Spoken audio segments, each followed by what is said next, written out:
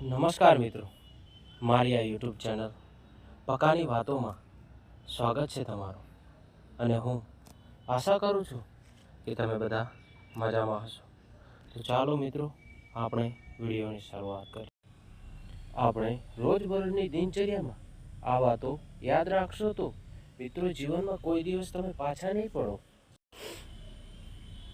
એક, પોતાના કાર્ય પર ફોકસ કરો. કેમ કે પોતાનું કાર્ય એ પોતે જ કરવાનું, કોઈ બીજું કરવા નહીં આવે.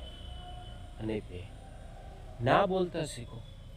કેમ કે મિત્રો, જો તમે ના નહીં બોલો તો બધા લોકો તમારો યુઝ કરશે. એટલા માટે ના બોલતા શીખો. 3, જલ્દી રિપ્લાય ના કરશો. કેમ કે મિત્રો, તમે જલ્દી રિપ્લાય કરશો ને તો લોકો તમને નવરા સમજશે. 4, કોઈનાથી ફાલતુ વાતો ના કરો, જેથી તમારી વેલ્યુ ઘટે. કેમ કે મિત્રો, અત્યારના જમાનામાં કોઈ પણ વ્યક્તિ તમારા જે વિચારો છે એ સાંભળવા માંગતું નથી. એ લોકોને એમ જ થાય છે કે અમને બધું જ આવડે છે. એટલે મિત્રો, કોઈનાથી પણ ફાલતુ વાતો ના કરો. 5, કોઈ પણ કાર્ય કરો તો સમજી વિચારીને કરો.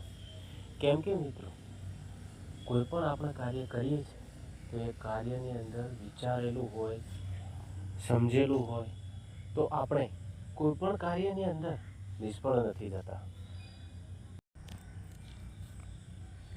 6, પૈસા કમાવા ઉપર ધ્યાન આપો.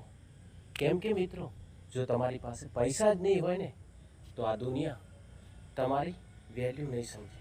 જો તમારી પાસે પૈસા હશે ને તો બધા તમારી પાસે આવશે.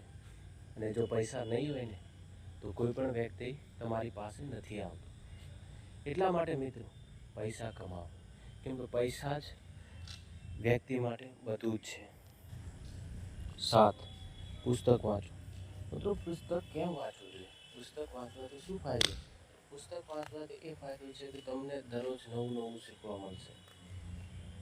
અને તમે કોઈ પણ સિચ્યુએશન આવે તો એને હેન્ડલ કરવાની તમને અનુભવ મળી જાય છે. 8, સારા કપડાં પહેરો. કેમ કે વ્યક્તિનો સ્વભાવ તેના કપડાં ઉપરથી દેખાઈ આવે છે. 9, હાવભાવ ઓછા દેખાડો. મિત્રો, વધારે પડતા હાવભાવ દેખાડવાથી વ્યક્તિની વેલ્યુ ઘટે છે. 10, વધારે વિચાર કરવા નહીં. કેમ કે વધારે વિચાર કરવા માનવ શરીરને બહુ હાનિકારક છે. તો આજના વિડીયો અહીં સમાપ્ત થાય છે. ચેનલ પર નવા હોય તો ચેનલને સબસ્ક્રાઈબ કરવાની ના ભૂલતા. મિત્રો, તમારી આ નાની વસ્તુ કરવાથી મને ખુશી અને મને પ્રેમ પ્રોત્સાહન મળશે. તો ફરી મળશું એક નવા વિડીયો સાથે. આવજો. રાધે રાધે.